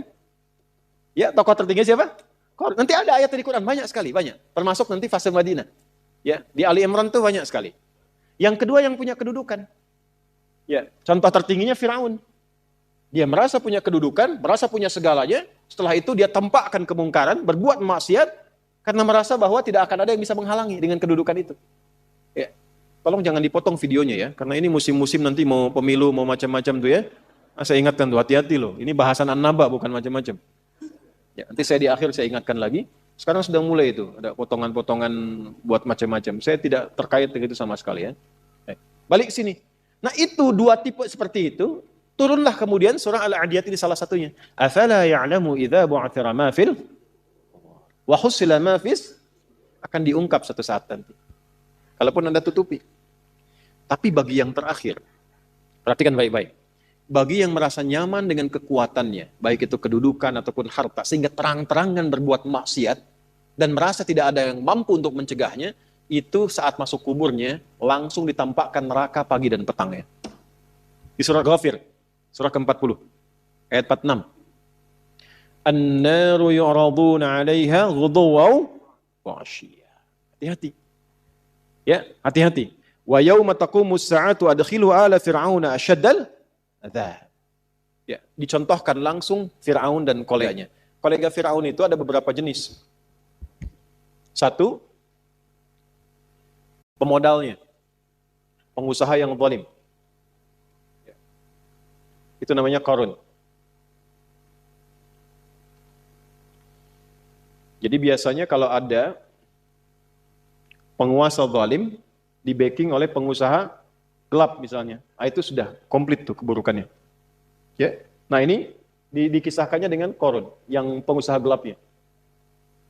Kemudian ada pemikir yang menyimpangnya, ya, pemikir yang menyimpang. Jadi ada intelektual yang hanya menguatkan kebijakan-kebijakan buruk saja supaya ini jalan, orientasinya dunia. Ya, siapa? Haman, sekaligus jenderalnya juga, Haman. Kisah Ba'lam berbeda nanti. Nah ini disebut dengan koleganya ala Firaun. Jadi biasanya, hati-hati, fikihnya maksudnya begini. Kedudukan itu kalau sudah semakin tinggi, kedudukan yang semakin tinggi, maka di antara ujiannya adalah ada potensi-potensi yang mengajak pada penyimpangan. Dan dengan kedudukan itu, biasanya suka ada dorongan-dorongan menggunakan kedudukan untuk berbuat mungkar dan tampak kemungkaran itu. Yang paling bahaya, kalau itu tidak banyak disadari sehingga merasa kuat untuk berbuat yang salah. Itu bahaya. Pun demikian, harta banyak itu potensi menghadirkan ujian, dan di antara ujian itu ada dorongan untuk menyimpang. Ya, bukan hanya ria, pamer, tidak, tapi menggunakan harta dengan cara yang tidak benar. Nyogok, menghambat keburukan, bagus, tapi mendatangkan kemaksiatan, buruk. Yang lain lagi apa? Ilmu bagus, tapi ditempatkan di tempat yang tidak bagus, bahaya. Nah, orang-orang seperti ini menggunakan ilmunya untuk bermaksiat terang-terangan, ya. Bahkan nanti ada yang menggunakan ilmunya untuk membela orang menyimpang, ada. Ya. Di zaman Nabi itu ada buzzer. Zaman Nabi.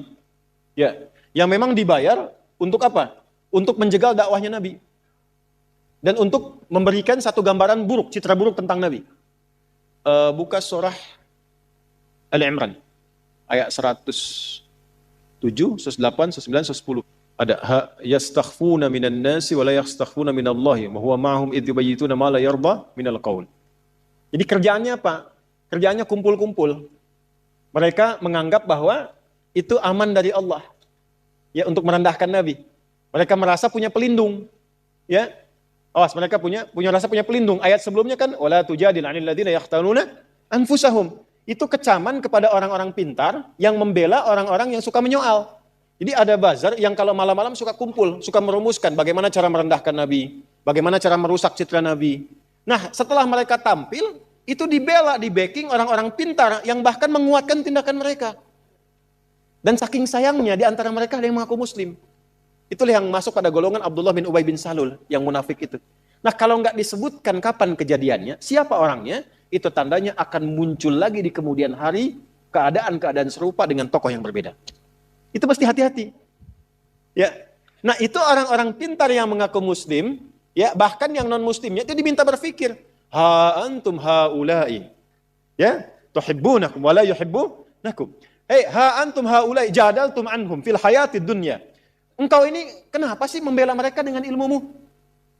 Maka apakah engkau bisa menggunakan ilmumu untuk mendebat Allah di hari kiamat nanti? Pertanggungjawabannya bagaimana?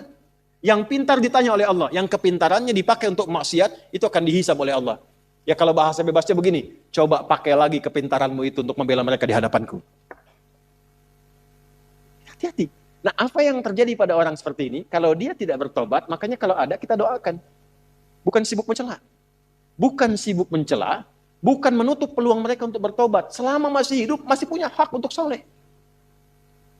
Makanya jangan libatkan diri kita pada perdebatan yang tidak bermutu. Jangan rendahkan orang, walaupun dia pelaku maksiat. Minimal kita doakan. Tunjukkan jalan yang benar. Setelah itu abaikan. Abaikan. Itu ayat Qur'annya demikian. Quran surah keempat ayat 140. Ya, wa qad nazzala 'alaikum fil kitabi an idza sami'tum ayatillahi yukfaru biha wa yustahza'u biha fala taq'udu ma'ahum hatta yahudu fi haditsin ghairi innakum idzam mithluhum innallaha jami'ul munafiqina wal kafirina fi jahannam jami'a. Kalau ada orang usil menyoal agama, mengolok-olok dan sebagainya, cukup tinggalkan, jangan banyak dikomeni, jangan banyak direndahkan, jangan banyak dicaci. Mencela yang sudah tercela itu buang-buang energi. Kalau mau doakan supaya sadar, atau terangkan yang benar, setelah itu abaikan. Quran itu indah sekali. Tapi kalau mereka nggak tobat, kita kasih tahu, ini ada ayatnya. Wah, kayak yang pernah ke alam kubur saja, ya terserah Anda. Tapi kalau nanti di alam kubur, minimal Anda tahu dulu sekarang. Ya kan? Minimal tahu dulu. Kalau mau merasakan, nanti aja setelah ke kubur. Saya cuma mengingatkan apa yang Allah sampaikan. Apa yang Allah sampaikan? An-naru yu'raduna 'alaiha ghudwa wa 'ashiyya. Ditampakkan neraka jahanam pagi dan petang. Jadi setiap waktu cuma neraka aja tampak. Pernah dengar nggak kalimat ini? Nggak ada tuh siksa kubur, yang ada cuma tidur aja. Pernah dengar? Bagaimana cara menjawabnya? Maka tanyakan pada mereka, kira-kira kalau kamu tidur, ketemu kuntilanak botak, yang jeleknya naudzubillah, terus teriak-teriak di depan muka kamu, kamu pengen cepat bangun atau tidur terus? Biasanya kalau mimpi buruk bangun atau tidur terus? Bangun tuh karena takut atau tidak? Merasa tersiksa tidak? Maka tidak ada siksa yang paling pedih kecuali saat orang, berada di alam kuburnya tak bisa bangun lagi, ditampakkan neraka terus di alam kuburnya. Bukankah itu siksaan? Jadi nggak usah bicara tentang man rabbuka man imamuka ma kita buka. Gampangnya ente kalau tidur mimpinya ketemu neraka jahanam terus dari pagi sampai terus dan nggak bisa bangun-bangun, tersiksa nggak? Nah itulah gambaran pertama yang disampaikan dalam Al-Quran.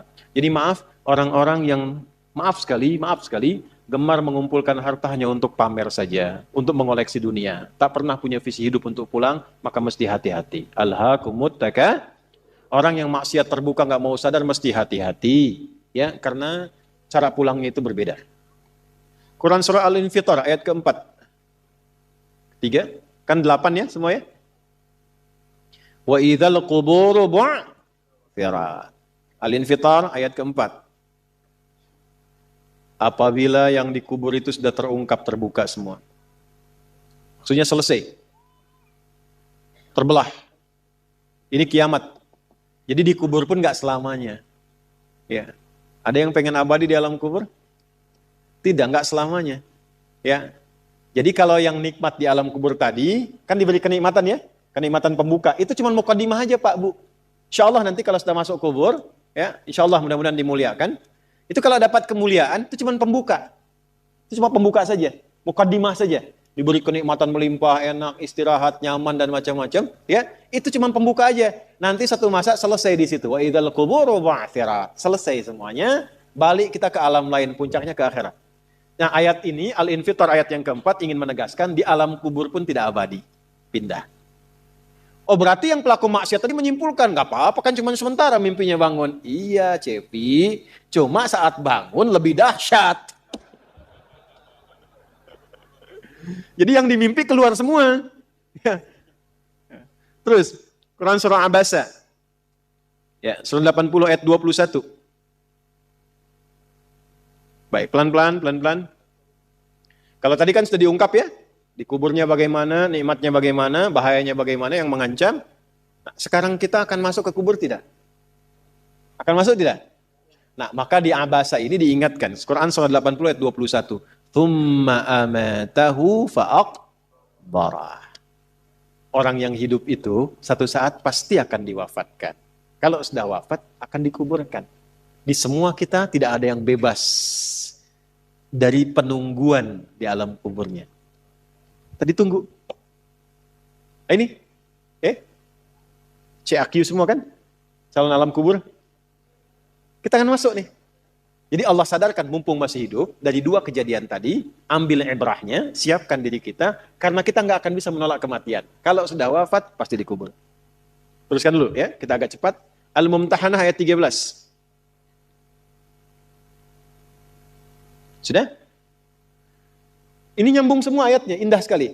Jadi kalau kita sudah sadar, ini resiko kebaikan, ini resiko keburukan, dan kita tahu akan wafat, akan dikuburkan, bagaimana cara persiapannya?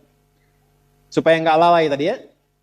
Maka Al-Mumtahanah ayat ke-13. Ya ayyuhalladzina amanu la tatawallaw qauman ghadiballahu alaihim. Qad ya'isu kama ya'isal kuffara min apa? Ashabil kubur. Maka jangan banyak bergaul dengan orang-orang yang menjauhkan kita dari ridha Allah subhanahu wa ta'ala. Cari teman yang baik sekarang. Pertama, maaf, bikin kebaikan di rumah tangga dulu. Itu kan teman hidup. Ya. Awas, hati-hati. Kalau melihat istri kurang baik, atau sebaliknya, jangan dihakimi, jangan difonisi. Justru Allah kirimkan antum itu untuk menebarkan kebaikan dan menyempurnakan kesemaan bersama. Jelas? Jadi sekarang yang dilakukan teman hidup dulu. Rubah jadi baik dulu. Anak-anak jadi baik dulu. Setelah itu cari tempat tinggal yang baik. Bergaul dengan orang baik. Antum yang kuliah cari teman yang baik. Antum yang kerja cari teman yang baik. Maaf. Kalau ada tawaran, kedudukan, hartanya berlipat, tapi menjauhkan Anda dari Allah, ingat ini. Thumma amatahu fa'aqbarah. Ingat saat ditawari itu Anda meninggal. Dikubur. Dan ingat ancamannya. Ingat pasalnya tuh. Ya, ingat suratnya. Paham? Nah, karena itu, masukkan ayatnya, jangan sekali-kali, menjadikan keadaan di sekitaran kita, justru memperkuat datangnya ancaman Allah, dan nestapa saat kembali ke alam kuburnya. Bahkan orang-orang yang tidak beriman pun, yang buruk pun, yang beriman tapi maksiat pun, itu sejatinya ketika temannya masuk ke kubur, gak mau ikut-ikutan. Makanya disindir oleh Allah. Hei, kamu ini sadar gak sih? Orang yang mengajak kamu maksiat itu, lihat temannya meninggal pun, temannya wafat pun, dia gak pengen ikut. Kadang-kadang dia abaikan. Coba lihat. Ya, ada pimpinan misalnya, tingkat tertinggi. Lihat anak buah bawahnya misalnya. Menjalankan tugas bahkan dari dia untuk berbuat salah, berbuat maksiat.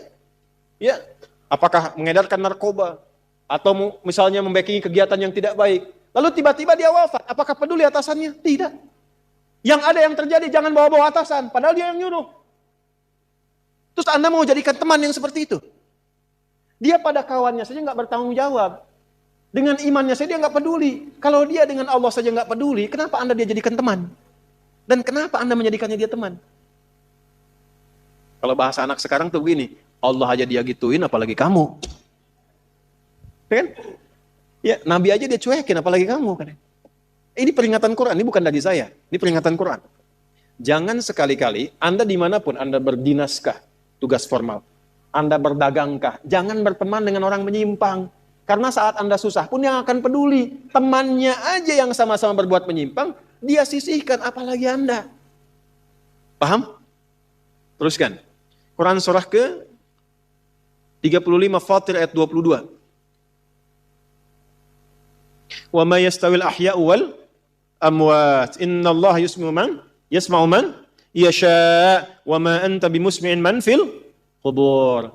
Kalau Anda masih belum sadar juga, kata Allah, hei, kamu ini masih hidup, masih punya harapan, masih punya bekal. Kalau sudah meninggal, nggak sama keadaan orang hidup dengan wafat.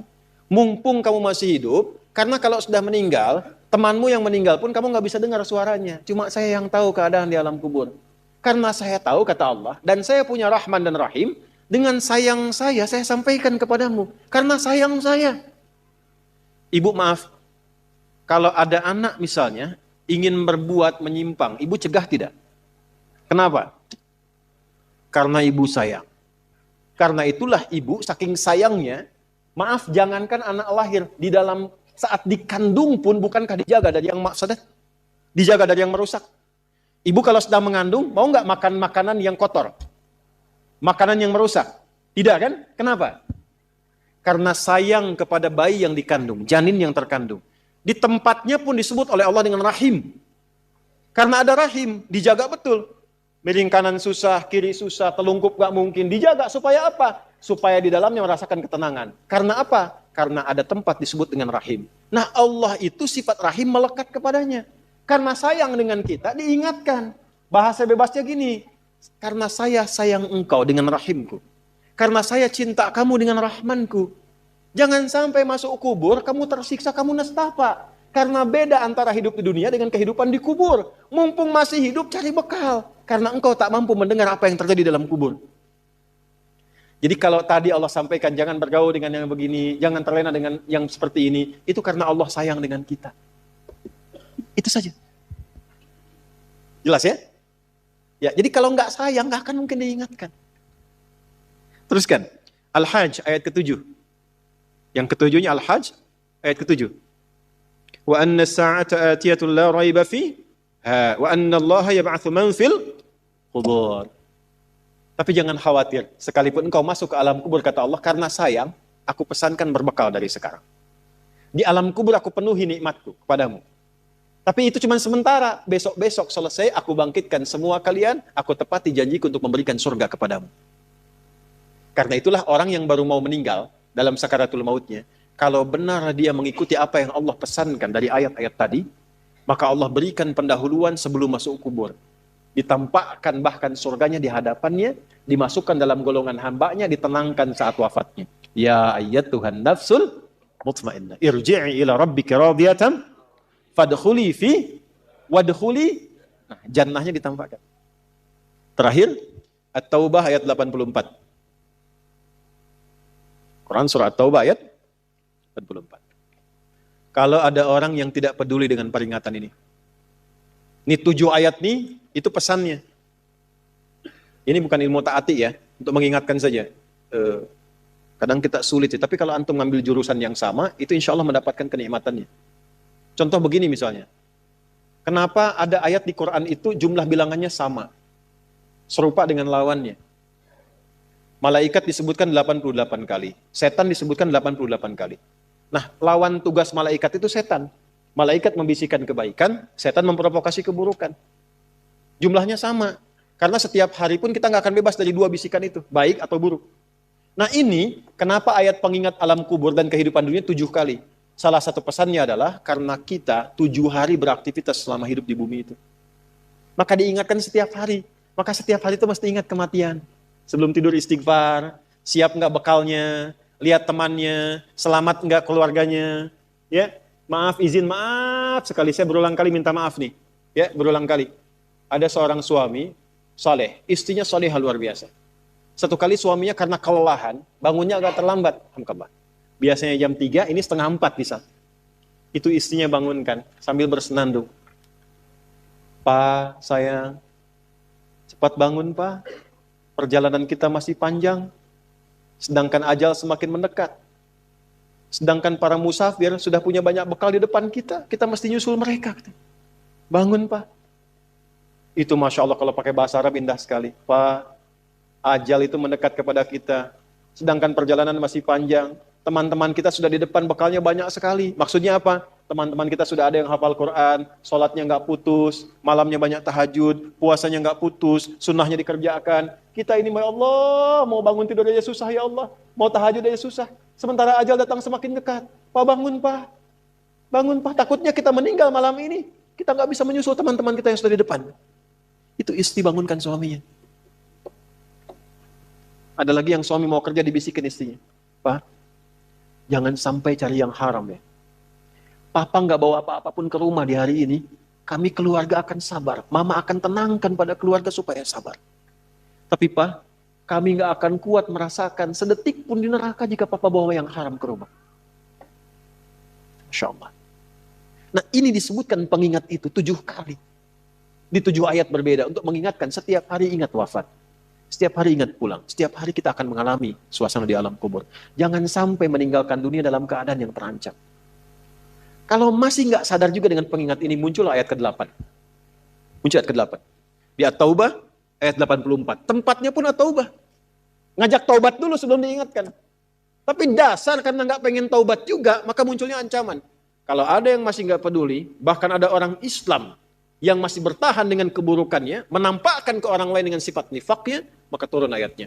Wala tusalli ala ahadim minhum mata abada. Wala taqum ala qabri.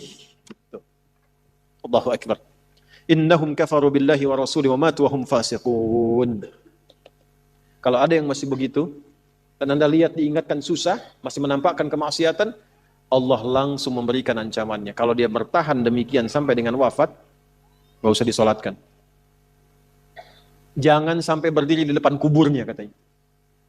Kurang apa lagi? Tiap hari diingatkan. 7 kali, 7 hari beraktivitas, 7 kali diingatkan. Diberikan kasih sayang, diarahkan pada yang benar. Ditunggu sampai tobat, tapi masih mengancam.